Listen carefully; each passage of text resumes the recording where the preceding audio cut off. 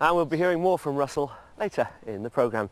Now then, are you one of these people whose New Year's resolutions have included wasting less time surfing the internet maybe? Or spending more time praying and less time drinking wine? Or perhaps you're planning a complete career change? Katie Colbran will be doing all of those things.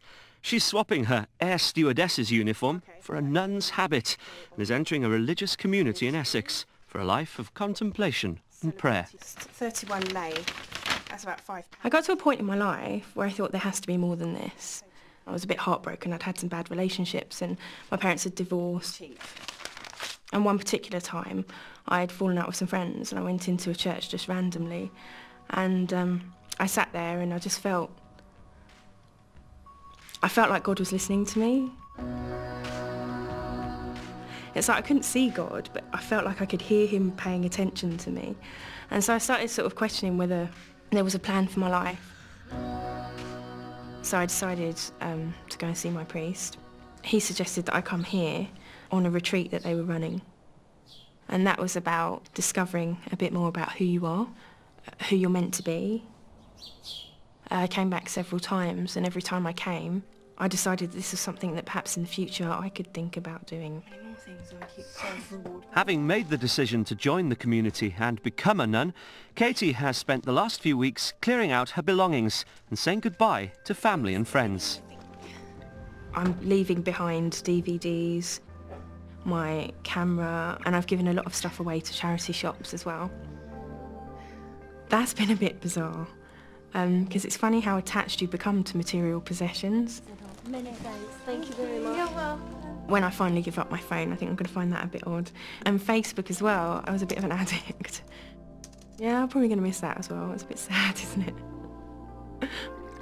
I'm also going to miss spending time with my mum. Friendship and life. One or two people have been a little bit sceptical and said perhaps I'm running away from life. For me, it's more like I'm running to life, because I'm running to this greater freedom and fullness of discovering who I really am and who God really wants me to be.